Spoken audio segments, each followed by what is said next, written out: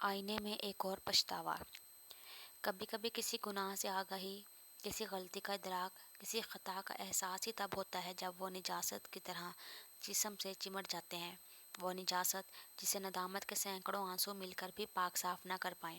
وہ بھی ایک ایسے گناہ کی مرتکب ہو چکی تھی جسے شریف لوگ منہ سے ادا کرنا بھی معیوب سمجھتے ہیں۔ وہ گناہ جس نے اس کے سکھ کو کھا کر دکھ کو امر کر دیا تھا۔ وہ گناہ جو دن کے اجالے کا دشمن اور رات کی سیاہی کا ہم نوا تھا۔ وہ گناہ جو آئینے کی طرح گھر کے ہر کونے پر آویزاں تھا، جس میں اسے اپنی صورت مسخ شدہ دکھائی دیتی تھی۔ یہ عمر کا وہ سادہ حصہ تھا جس نے جمیل کی آنکھوں میں اسے زندگی کے رنگین پہلو دکھائے تھے۔ بے باک جوانی نے محبت کو کمزور کر دیا، بزدل بنا دیا تھا۔ ایسی بزدل محبت جو عزت کی طاقت سے لڑ نہیں پاتی اور نفس کے دھاری وار سے ٹکڑے ٹکڑے ہو جاتی ہے۔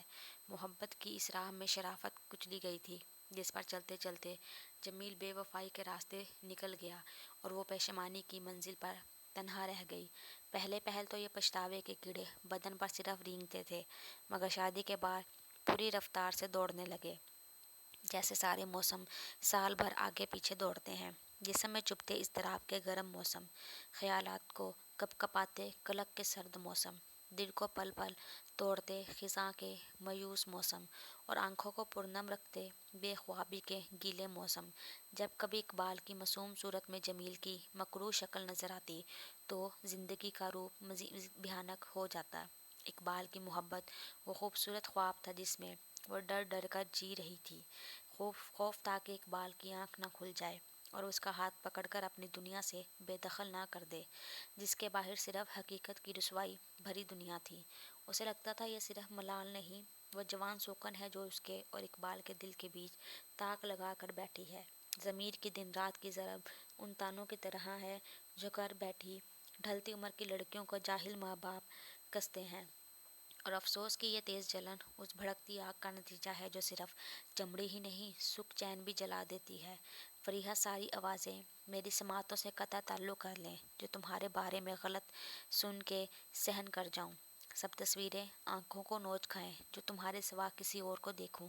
تمام لفظ خاموشی کے در جا بیٹھے جو تمہارے دل آزاری کروں۔ اقبال کی ایسی شاعرانہ تعریف اس کی جان پر ہمیشہ ایک ڈنگ کی طرح لگتی، پچھتاوے کا وہ ڈنگ جو کئی روز تک اسے تڑپاتا رہتا۔ عورتوں کو اچھے شوہر مل جائیں تو انہیں اپنے کسی نیک فعل کا انعام سمجھتی ہیں، مگر اسے تو بھولے سے بھی کوئی اچھائی، کوئی کمائی ہوئی نیکی یاد نہ آتی۔ وہ بچپن سے ہی فلم گانوں کی شوقین تھی، صحیح کو غلط اور غلط کو صحیح کہنے والی، خود سر طبیعت کی مالک، بے شرمی کو لباس کی خوبصورتی اور بد اخلاقی کو صاف گوئی کی علامت سمجھنے والی۔ وہ سمجھنے لگی تھی کہ وہ بچپن سے ہی قصوروار ہے۔ لڑکپن کی خطاؤں کے قطروں نے اسے گناہوں کے سمندر میں دھکیلا تھا، وہ سمندر جس میں اقبال کی اچھائیاں اور اس کی کوتاہیاں تیر رہی تھی۔ وقت الارم بجا رہا تھا کہ ڈوبنا مقدر ہے۔ اقبال کی وفا اور جمیل کے دھوکے نے اسے یکسر بدل ڈالا تھا۔ زندگی کے البم میں غلطیوں کی پرانی تصویریں تو تھیں، لیکن کوئی نئی تصویر کا اب تک تصور نہ تھا۔ ابتدا میلی تھی، اختتام بھی یہی امید تھی، مگر بیچ کی اجلی چادر نے گھنا سایہ عطا کیا تھا، محبت اور نعمتوں کا سایہ، لیکن اس سائے کو کاٹتی تعصب کی دھوپ نے اسے کبھی مکمل خوش نہ ہونے دیا۔ صرف وقت ہی نہیں، اقبال کی آنکھوں میں محبت بھی بڑھ رہی تھی اور اس کی آنکھوں میں تعجب۔ اکثر وہ اپنے آپ کو اس تنگ دست شخص کی طرح لگتی جو راہ چلتے چلتے مالا مال ہو چکا ہے۔ ہنوز بے یقینی تھی کہ یہ چاہت اور عزت کی دولت قسمت کی مہربانی ہے یا آزمائش کا اشارہ۔ حیران تھے کہ اقبال اتنا اچھا کیسے ہو سکتا ہے، اور یہ حیرت کہ اس کا کیسے ہو سکتا ہے۔ شاید یہ تنہائی کی معافیوں کا صلہ تھا، یہ گناہ کی سنگینی کا احساس، لیکن دل مطمئن کیسے ہوتا ہے؟ اعتراف جو ابھی باقی تھا۔ زندگی کئی واقعات سے بھر چکی تھی جو یقین دلانے کے لیے کافی تھی کہ وہ اقبال کے بالکل قابل نہیں ہے۔ ایک بار بھری محفل میں اقبال کی ایک شوخی کزن نے ان کا کڑا امتحان لیا تھا۔ سوال تھا کہ ان کی لیلا مجنوں جیسی محبت کی وجہ کیا ہے؟ اگر میں مصور ہوتا، وفاداری پارسائی کی شکل بناتا تو کاغذ پر فریحا کا وجود ابھرتا۔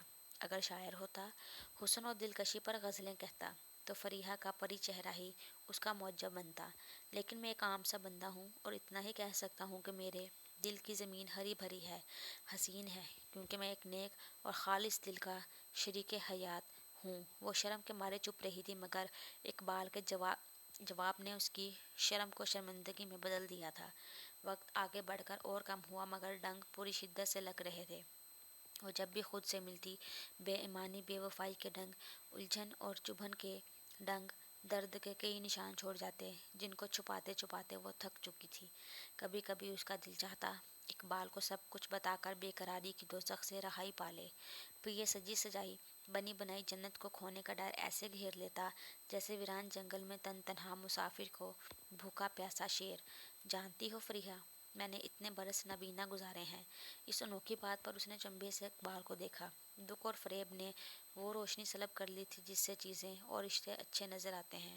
پھر تم میری زندگی میں آئی، اور تمہارا چہرہ جو صرف درخشاں نہیں سچا بھی ہے، اسے دیکھ کر سب رشتے صاف اور سچے نظر آئے، ہر شے خوبصورت دکھائی دی۔ اقبال کا سر زام سے اٹھا ہوا تھا اور اس کی گردن غم سے جھکی ہوئی، عین دل پر ڈنگ لگا تھا، لا علم اندھی محبت کا ڈنگ۔ وہ اس شخص کو روک نہیں پا رہی تھی جو اپنے ہی خمار میں اس محبت کی چوٹیوں تک لے جا رہا تھا، بغیر یہ جانے کہ وہ روز پشیمانے کی کھائی میں گر رہی ہے۔ دیکھنے میں اس کی زندگی مکمل تھی، 3 پیارے پیارے بچے، محل جیسا گھر، محبت لٹاتا شوہر۔ وہ خوشیوں سے ایسی لدی ہوئی تھی جیسے مہرانیاں زیورات سے لدی ہوتی ہیں، مگر اندر ایک خلا تھا جسے پر کرنے کے لیے آسائشیں اور محبت ناکافی تھی۔ یہ زندگی کی وہ خالی جگہ تھی جو اس کے اپنے لفظوں سے ہی بھرنی تھی، اپنے سچے لفظوں سے۔ آخر ہمت نے ہتھیار ڈال دیے، جسم ڈنگ کے وار سے تھک چکا تھا تو روح ضمیر کی مار سے۔ اس نے یہ اندیشہ کچل دیا کہ وہ جنت سے نکالی جائے گی، کیونکہ دوزخ میں رہنا اب اسے گوارا نہ تھا۔ شادی کو 9 برس بیت چکے تھے۔ اس نے فیصلہ کر لیا کہ وہ اس شادی کی سالگرہ پر اقبال کو اب تک کا بہترین تحفہ دے گی، حقیقت اور سچ بیانی کا تحفہ۔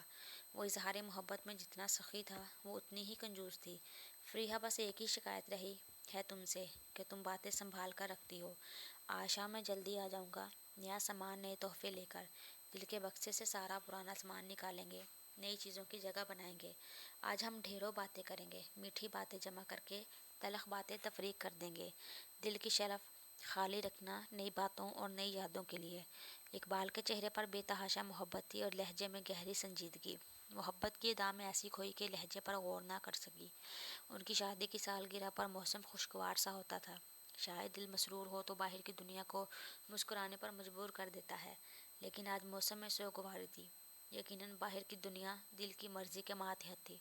معصیت کا لباس اترنے والا تھا، اس کا دل کیا سفید کپڑے پہن لے۔ وہ سکون کے حصول سے پہلے سکون کی تاثیر محسوس کرنا چاہتی تھی۔ اقبال کے آنے میں کچھ ہی دیر باقی تھی، مگر اس کے آنے سے پہلے نہ آنے کی اطلاع آ گئی۔ ایک حادثے نے اقبال کی جان لے لی تھی، اور اس خبر نے اس کی وہ دلوں کے عارضی جدائی مٹانے کے لیے بھاگ رہی تھی اور دائمی جدائی سے ٹکرا گئی۔ یقین اور برداشت ساتھ نہیں دے رہے تھے کہ اب اس کا اور اقبال کا ساتھ نہیں رہا۔ اقبال چلے گئے، کیوں چلے گئے؟ کیسے جا سکتے ہیں وہ میرا دل کا بوجھ ہلکا کیے بغیر؟ کیسے چھوڑ سکتے ہیں میری محبت کی شدت کو جانے بغیر؟ کیوں خاموش ہو گئے میرے گناہوں کا اعتراف سنے بغیر؟ وہ بے ہوشی کی کیفیت میں تھی، لیکن ضمیر کی دل شکستہ آوازیں ہر پل ستا رہی تھیں۔ وہ روز اقبال کی کسی نہ کسی پسندیدہ چیز کو ضرور چھوتی، کسی کو محسوس کرنے کا شاید یہ احمقانہ طریقہ ہو، مگر محبت ہمیشہ فراست اور حماقت کے بیچ ہی جھولتی رہتی ہے۔ وہ ہچکولے لیتی کھڑکی سے باہر کا منظر دیکھ رہی تھی۔ پتوں اور ہواؤں میں اداس گفتگو جاری تھی۔ اقبال کے ہاتھ کے لگائے پودے اس کے منتظر کھڑے تھے، ننھے سیب انگور کی بیلوں کو تسلی دے رہے تھے، سفید کلیاں لال گلابوں کے گلے لگ رہی تھیں۔ اس کے ہاتھ میں ڈائری تھی، وہ ڈائری جس سے وہ چڑھتی تھی، جو اس کے وقت اور محبت میں برابر کی شریک تھی۔ اقبال نے بچھڑنے سے ایک دن قبل 3 صفحے لکھے تھے۔ اس نے پہلا صفحہ کھولا، آنکھیں پانی سے بھر گئیں۔ پورا صفحہ محبت سے بھیگا ہوا تھا۔ اتنی تڑپ دیکھ کر بے چینی اور بربلا اٹھی۔ اتنی عزت پا کر عزت نفس کو مزید ٹھیس لگی۔ الفت کی ایسی دیوانگی پر خاموش محبت کو نہایت صدمہ ہوا۔ اس نے اگلا صفحہ پلٹا، یوں لگا ہوا کے لب ہل گئے، پودوں کی سانس رک گئی، پھولوں نے آنکھیں میچ لیں اور کھڑکی کی جان نکل گئی۔ دوسرے صفحے پر وہ گناہ برہنہ پڑا تھا جو اس کی دانست میں پردے میں تھا۔ جس کی لاش کا ٹھکانہ بس اسے ہی معلوم تھا۔ اقبال نے ٹھکانہ ڈھونڈ لیا تھا اور لاش کو معافی کی قبر میں دفنا دیا تھا۔ اسے لگا سارے ڈنگ مر گئے، سارے بوجھ ہٹ گئے، سارے نشان مٹ گئے۔ وہ تیسرے صفحے پر آئی جسم کو حیرت اور غصے کے کئی جھٹکے لگے، مگر جلد ہی اسے محبت اور ظرف نے تھام لیا۔ معافی کی خراج دے کر معافی کی بھیک مانگی گئی تھی۔ آخری صفحہ نہیں، ایک آئینہ تھا، پچھتاوے کے ہاتھوں میں تھاما ہوا آئینہ، جس میں صرف اس کے گناہ کی شکل نہیں، اقبال کے گناہ کا عکس بھی تھا۔